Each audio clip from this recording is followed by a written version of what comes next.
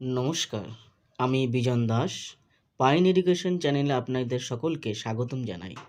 নবম ও দশম শ্রেণী থেকে শুরু করে রাজ্যের বিভিন্ন সরকারি চাকরি পরীক্ষার যেসব জিকে প্রশ্নগুলি আসে তার বিভিন্ন টপিকগুলি নিয়ে আমি আলোচনা করতে চলেছি। আজ আমি পদার্থবিজ্ঞানের তাপ সম্পর্কে আলোচনা করব। প্রথম প্রশ্ন, ভৌতবিজ্ঞান তাপ। তাপ কাকে বলে? তাপ এক প্রকার শক্তি, ইহা শোষিত হলে পদার্থ উত্তপ্ত হয় এবং তাপ বর্জিত হলে শীতল হয়। তাপের তিনটি শ্রেণীবিভাগ করা হয়েছে। একটা হচ্ছে গ্রহণযোগ্য তাপ, এটা হচ্ছে গ্রহণযোগ্য তাপ, আর এটা হচ্ছে লীন তাপ, আর এটা হচ্ছে বিকীর্ণ তাপ। গ্রহণযোগ্য তাপ অর্থাৎ যাহা গৃহীত হলে উষ্ণতা বৃদ্ধি পায় এবং যন্ত্রের দ্বারা মাপা যায়, তাপমাপক যন্ত্র। আজকে আমরা যাচ্ছি বয়েলের সূত্র। বয়েলের সূত্র সম্পর্কে আমরা জানি যে ভি প্রপোর্শনাল 1/p যখন টি ধ্রুবক। এবার বিষয়টা হচ্ছে দুটো স্কেল আছে, একটা হচ্ছে সেলসিয়াস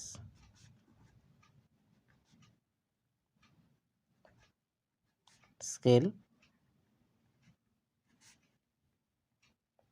ও ফারেনহাইট স্কেল।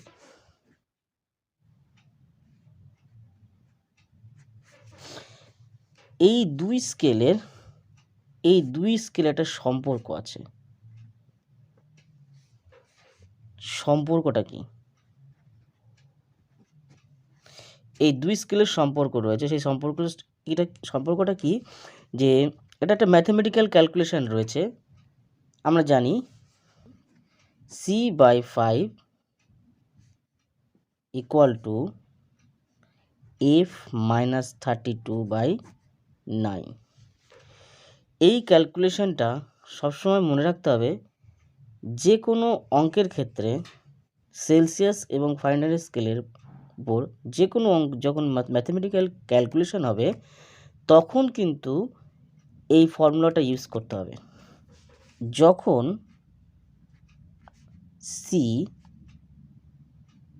সমান সমান F হয় তখন C/5 ইকুয়াল টু C-32/9। এই ফর্মুলাটা তখন প্রয়োগ করা হবে। বিষয়টা হলো যে এই ফর্মুলাটা তখন অঙ্কটা কি দাঁড়াচ্ছে যে ক্যালকুলেশন করি ক্রসভাবে, যেটা সমাধানের ক্ষেত্রে আমরা করে থাকি। যেমন 9C ইকুয়াল টু, এখানে গুণ হচ্ছে 5C মাইনাস 3/32 কত হচ্ছে, এই 5/32 কত হচ্ছে, 5 দুগুণে 0, হাতে থাকে 1, 3 5 15, 1 16, 160। এবার এই 160 এটা গুণ করে এলো, আর এটা এখানে এই C এর সাথে ওপাশে গিয়ে C/9 হলো। ম্যাথমেটিক্যাল ক্যালকুলেশনের ক্ষেত্রে যেটা হয় ঠিক সমাধান নিয়মে হচ্ছে। এবার এই C5Cটা এখানে আসবে, অর্থাৎ সিগুলোকে এক জায়গায় করব। 9C minus 5C equal to minus 160। বিয়োগ করলে হচ্ছে 4C ইকুয়াল টু মাইনাস 160। অতএব C টু 160 মাইনাস 160/4, তাহলে ক্যালকুলেশানে হচ্ছে minus 40 degree C equal to minus 40 degree C। আচ্ছা, এ অবধি হলো যে C equal to minus 40 degree C. এবার পরে আসছি চার্লসের সূত্র। চার্লসের সূত্র বলছে যে স্থির চাপে গ্যাসের আয়তন পরম উষ্ণতার সঙ্গে সমানুপাতিকভাবে পরিবর্তিত হয়। এক্ষেত্রে ভি প্রপোর্শনাল টি, ঠিক আছে, কমা T equal to 273 kelvin, 273 kelvin, অর্থাৎ ক্যাপিটাল টি মানে হলো 273 plus small T degree C. সুতরাং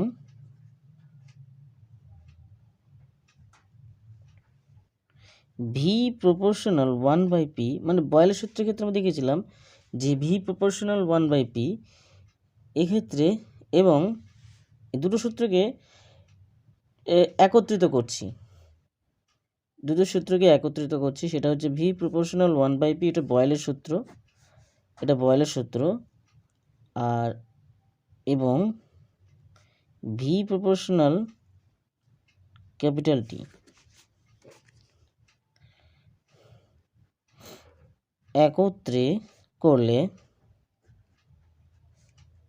V proportional T by P, বা বলতে পারি V proportional R T by P, অর্থাৎ আর সমান সমান গ্যাসীয় ধ্রুবক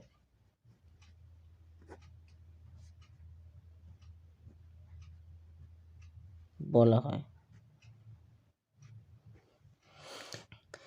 তাহলে চার্লসের সূত্র কি দাঁড়াচ্ছে, যে স্থির চাপে গ্যাসের আয়তন পরম উষ্ণতার সঙ্গে সমানুপাতে পরিবর্তিত হয়, ভি প্রপোর্শনাল টি, এটাই কিন্তু চার্লসের সূত্র। এবার এখানে টিটা কিসে, টিটা হচ্ছে পরম তাপমাত্রা, যেটা হচ্ছে টি ইকুয়াল টু 273 কেলভিন, মানে এটা হচ্ছে পরম তাপমাত্রা বা মান যেটা, তাহলে T equal to 273 plus small T degree C. সুতরাং ভি প্রপোর্শনাল 1/p এটা আমরা বয়েলের সূত্র থেকে পেয়েছি, এবং চার্লসের সূত্রটাকে একত্রিত করছি ভি প্রপোর্শনাল টি, এদের দুজনকে একত্র করলে কি হচ্ছে, ভি দুজনেরই আছে এখানে, কিন্তু তাই জন্য ভি নিলাম, ভি কমন পেলাম। এবার প্রপোর্শনাল, এই টিটা উপরে চলে আসছে, যেহেতু 1/p ইন্টু টি, এর যদি এটা আমি পাশাপাশি ক্যালকুলেশন করি, যদি আমি ভি প্রপোর্শনাল 1/p, একটু ভালো করে দেখিয়ে দিচ্ছি, বিষয়টা ক্লিয়ার হয়ে যাবে। ভি প্রপোর্শনাল 1/p আর হচ্ছে যদি ভি প্রপোর্শনাল টি হয়, এবার এখানে দুজনেরই কমন যাচ্ছে কি, বিষয় দুজনেরই কমন হচ্ছে ভি, তাহলে প্রপোর্শনাল থাকছে শুধুমাত্র এই 1/p ইন্টু টি, এটা যদি খেয়াল করা যায় তাহলে V proportional T by P, এইটা হচ্ছে এইভাবে সূত্রটা এসেছে।